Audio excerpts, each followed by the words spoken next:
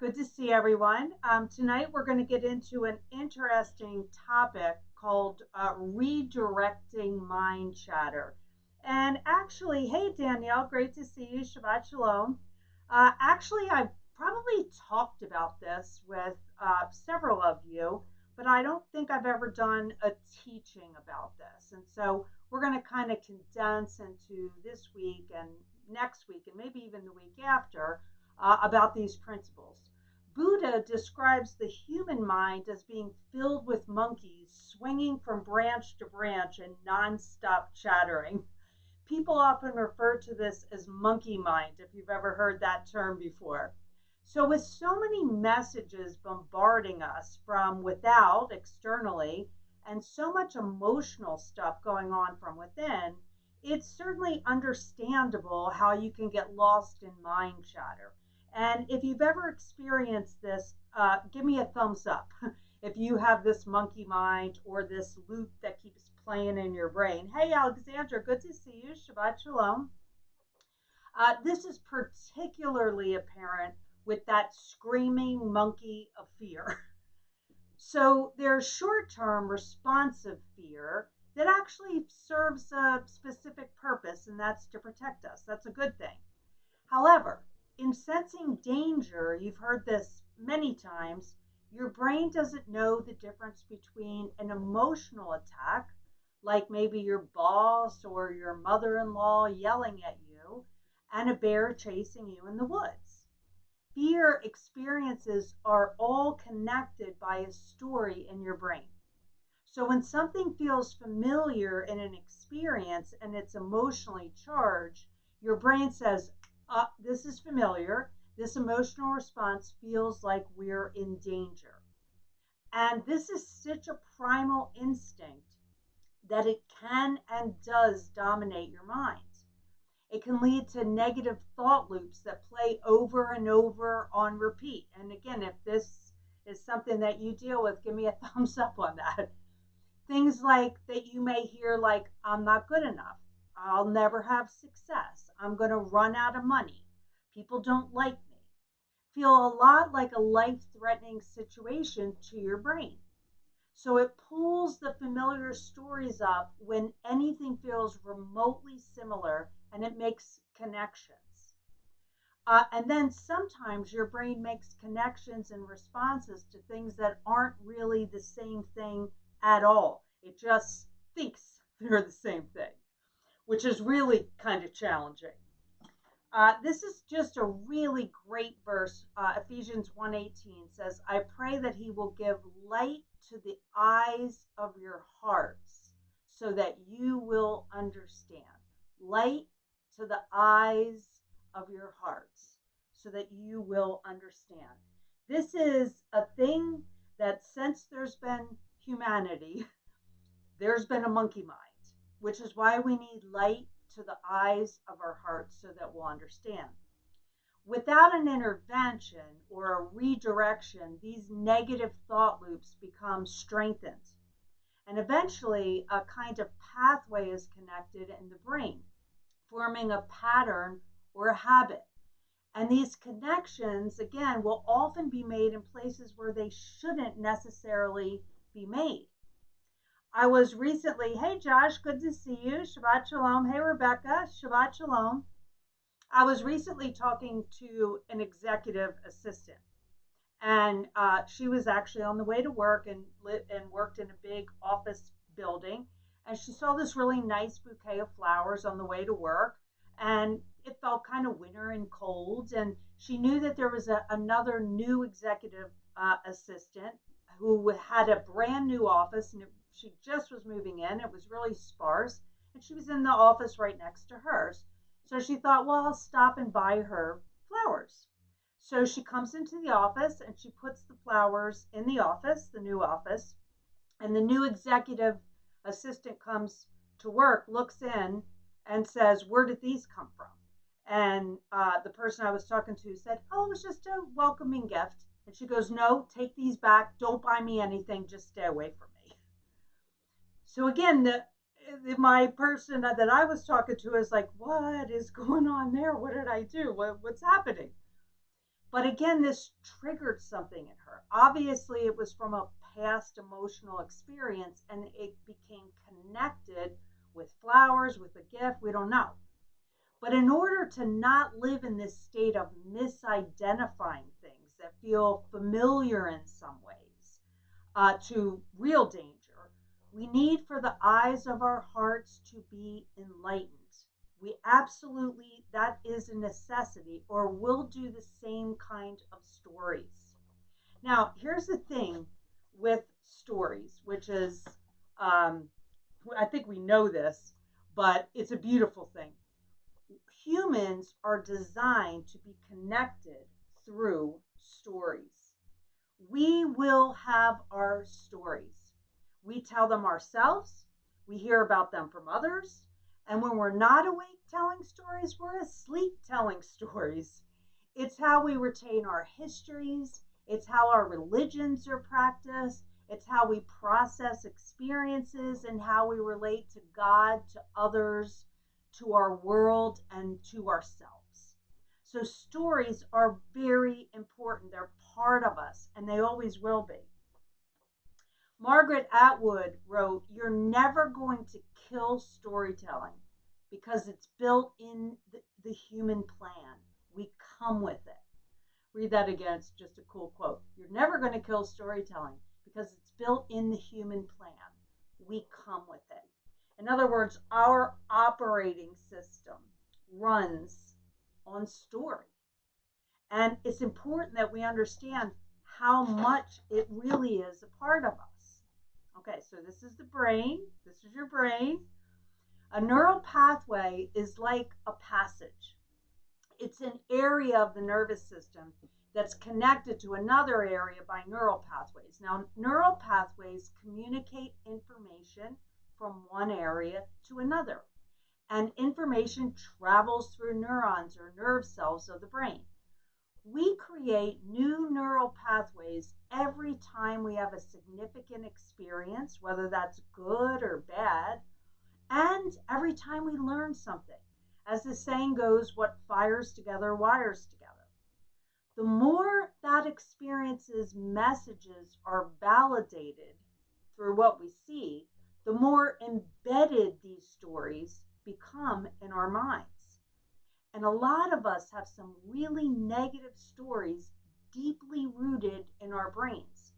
And we're actually not aware of their impact. Maybe we are, and we want to know, how do I stop that loop? But for some of us, we can't exactly understand. Sometimes we react to something and we don't know why we reacted like that. But what's happening is your brain is telling you a story and you're making connections. And sometimes those connections aren't exactly trustworthy. So let's use this example. You're on your way to work and you're driving your car. Because your brain conserves energy, it knows what to expect in this commute. So you can get to work and not remember anything about getting there. If you live in the city and you take a train or a bus, same thing, right? Which is why sometimes people miss their stops. They just kind of go out. While you're on autopilot, you are not present in the moment. And almost always, you're telling yourself a story in this time. Maybe it's about the guy in the car in front of you.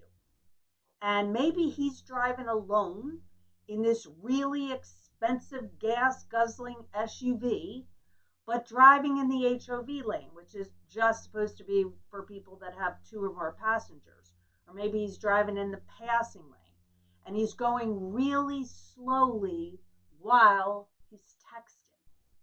Now, you're trying to get to work, you're driving your car, you're doing everything right, he's not. Now, this gets connected with a lot of stereotypes, right? Among those, he's the privileged. So therefore, he's a bad person. He's dangerous. He needs to be taught a lesson. And then maybe your road ragey persona manifests.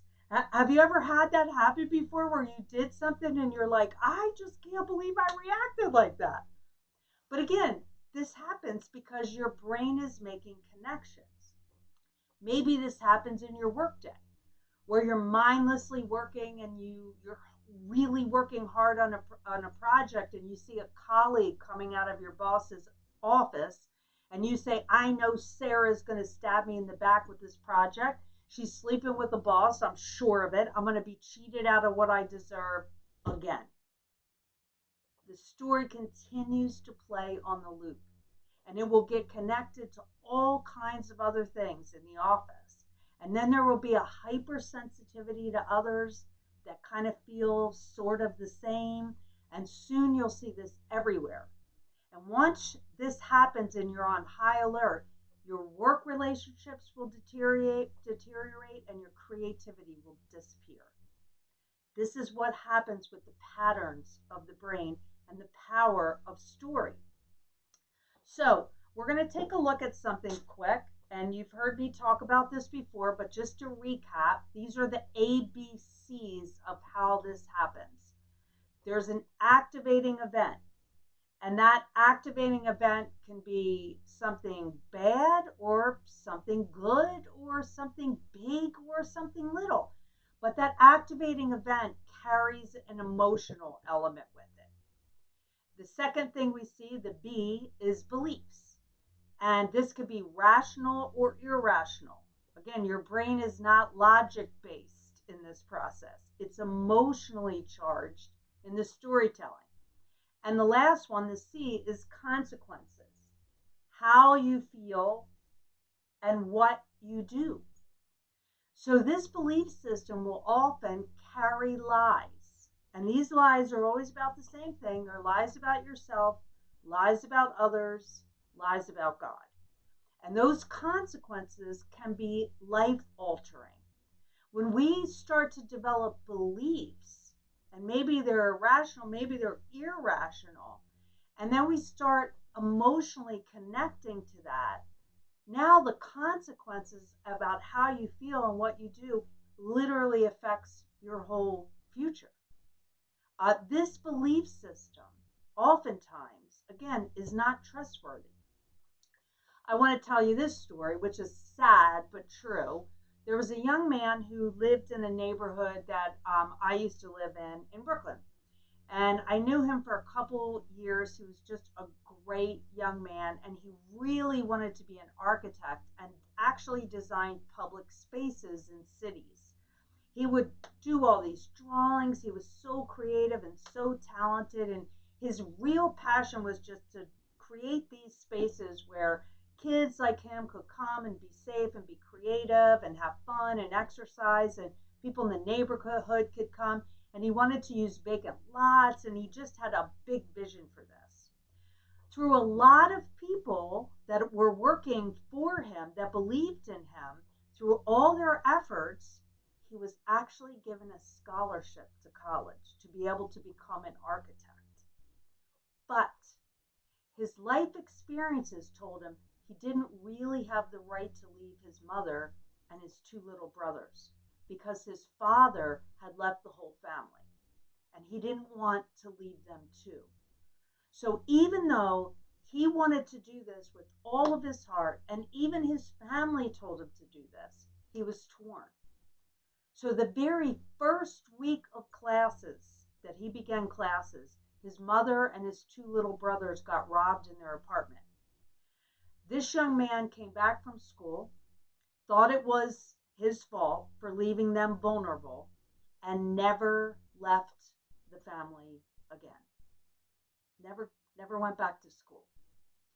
Rabbi Nachman said, "You are wherever your thoughts are. Make sure your thoughts are where you want to be." So true. There are two major problems with the negative chatter of the mind. Hey, Randall, good to see you. Shabbat Shalom. God bless you. One is that it keeps us from being present in the moment.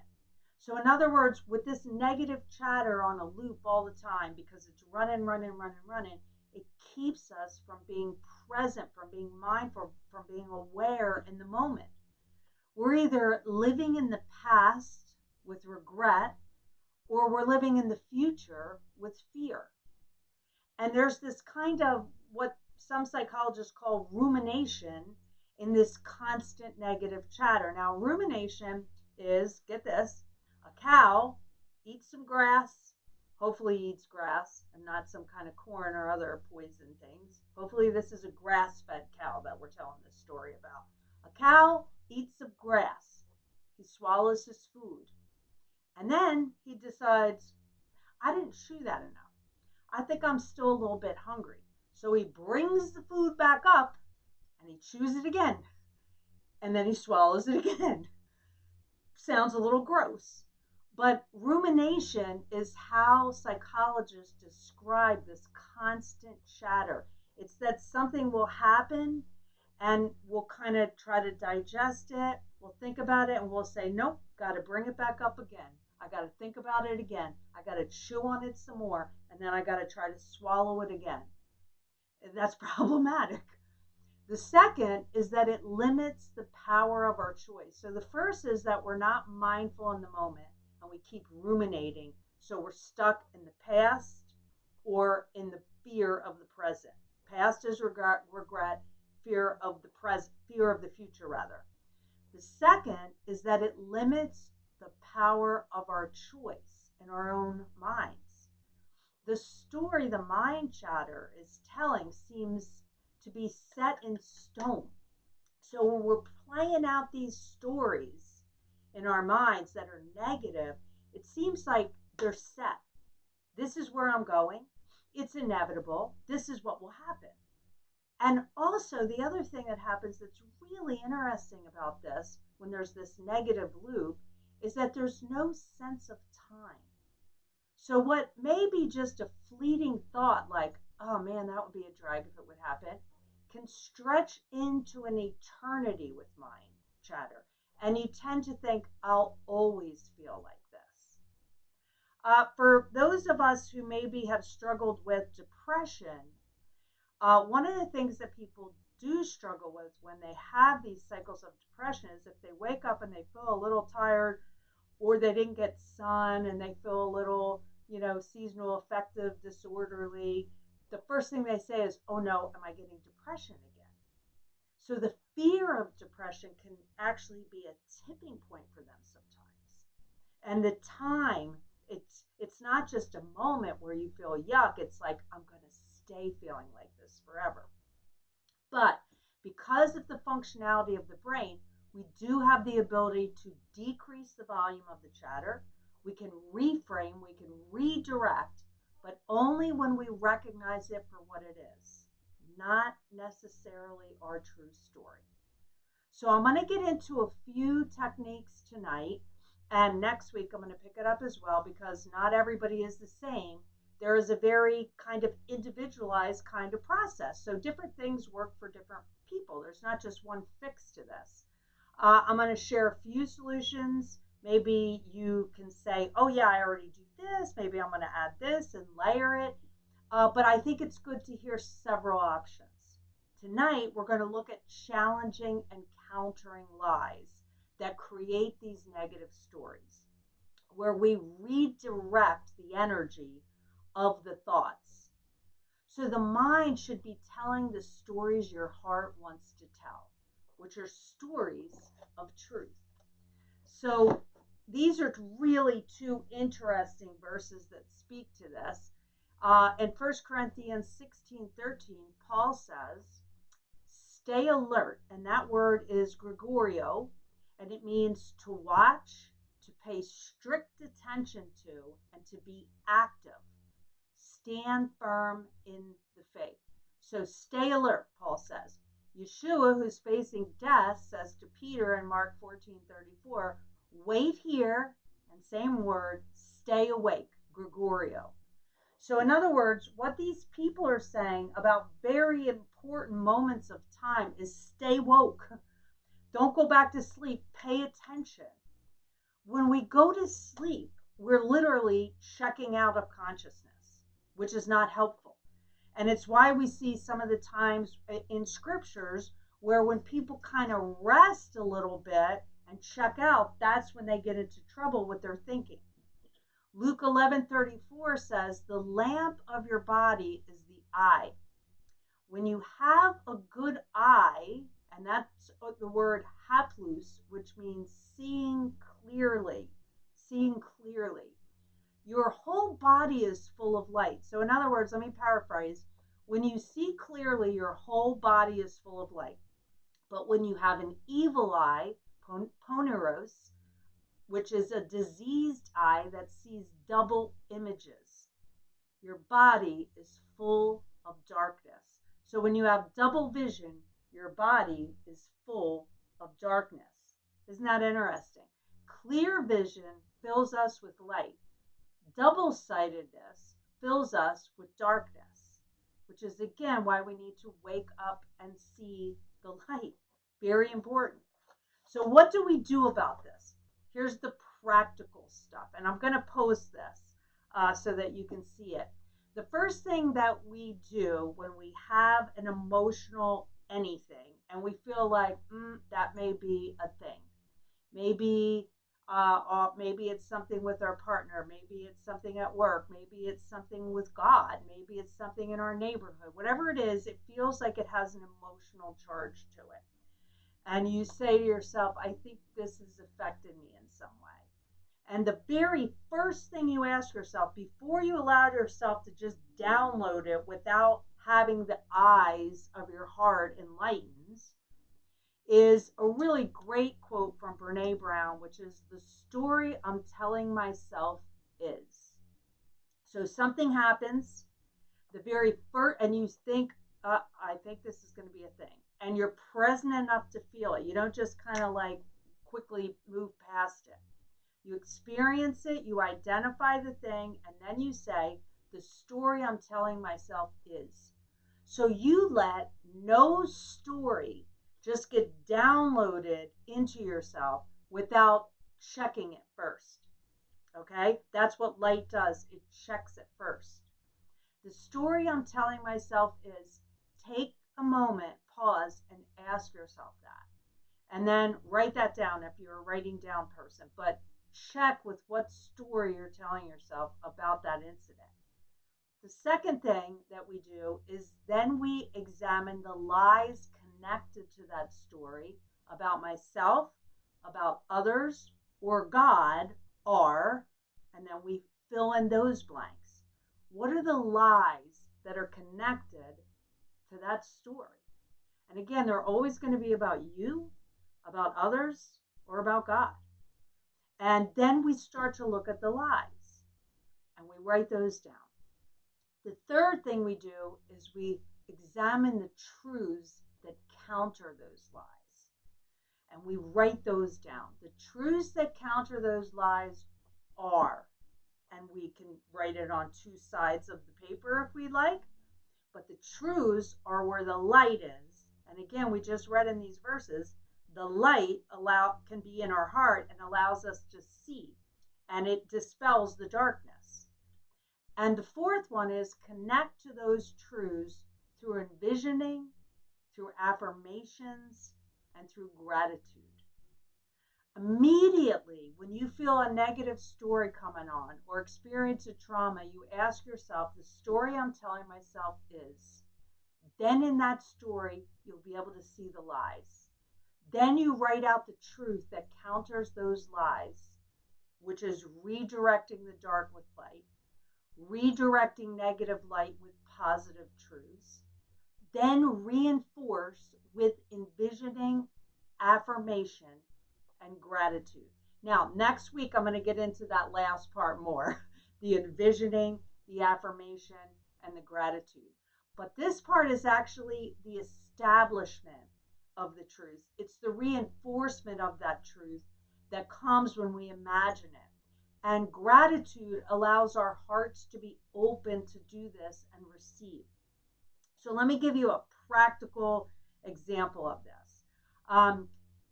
There were two young men, maybe about 12 years old, that were mowing lawns in our neighborhood.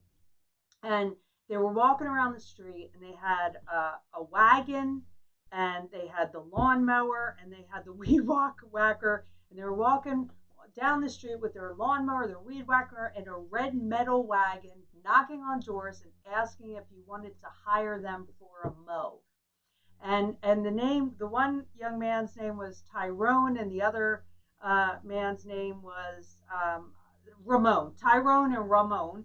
And so they made this cute little acronym, which I can't even remember, with their two names, and they called it the This Mowing Company, right? And they had the little sign. It was on the wagon. They're pulling around the neighborhood. They knock on the doors. Now they were cheaper than the companies that do this sort of thing. Uh, and so it seemed like they were pretty busy. But then I didn't see them for a bit. I got to know them a little bit before, and I was really encouraging them to do this. And then I didn't see them. And then maybe a couple weeks later, I noticed them walking down my same street without their wagon, but with their basketball instead. And I go, Tyrone, Ramon, what's up? What happened to the business? I don't see you anymore. And they said, well, we went to two houses and we didn't get paid, so we quit. And I'm like, you quit? Come on, why? And so they said, well, we can't get paid. So I said, okay, are you guys thirsty? Let me give you some water. We sat down outside on my little chairs outside and we said, let's talk this through. And I did this in kid talk to them, okay? So I said, so what story were you telling? So two people didn't say, man, that stinks, right? You mow their grass, they don't even pay you. That stinks. I'm so sorry. What story were you telling about that when that happened? Like, what were you talking about after it happened? And they said, what we said was, we tried, but we can't do it. People will always rip us off. That's just our life. People are always going to rip us off, no matter how hard we try. That's the story that they told themselves.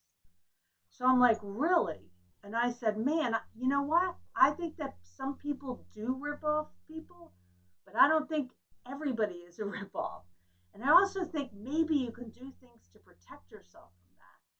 But let's talk about the lies with that. And so then they started to say, we're kids, so no one will respect us. We don't have a truck and ride mowers, so they think we're not for real. The truths are, once we got into that, we mowed better than the men who took only 10 minutes. So then they started talking about their truths without me even prompting them. We did a better job. Our grass looked way better than the guys in the mowers who only took 10 minutes. So I said, oh, do people appreciate that? Yeah, oh man, they were so happy. Some people even gave us a little bit extra. And I'm like, people gave you extra. Wait a minute. Did the extra match what wasn't paid to you? Oh, yeah, it was more. So you see that truth there, right? Pretty powerful. Randall, light provides us with brightness that darkness brings upon. Absolutely. Light always dispels the darkness. And here comes these kids' light, right? They got more extra from tips from people than what they lost from the two people that stole from them. But because when those two people didn't pay them, one wouldn't open their door to pay them. The other one said, no, you didn't do enough, good enough job, so I'm not going to pay you. They had a trauma. They began to tell themselves a story about that trauma. They had lies connected to that trauma, which then were part of their belief system. And then their feelings and choices were, we can't do this. No one will respect us. We can't make any money. We can't compete with the big guys. But actually, the truth was, they didn't even miss the missing money because they did such a good job that people tipped them more than what they were even asking for. And when I was able to put it out like that, they realized, oh man, yeah, what are we thinking? This is what adults do too. So we started to imagine. We started envisioning them on weekends and actually scheduling people's lawn care instead of knocking on doors, and even hiring other kids to work for them and letting people see that kids can work hard, if not as hard, if not harder than the guys on the trucks with the ride mowers that are adults. This is the power of envisioning, of truth that dispels lies, and of being grateful for what you have. Chimamanda Ngozi Adichie said, Many stories matter. Stories have been used to dispossess and to malign, but stories can also be used to empower and to humanize.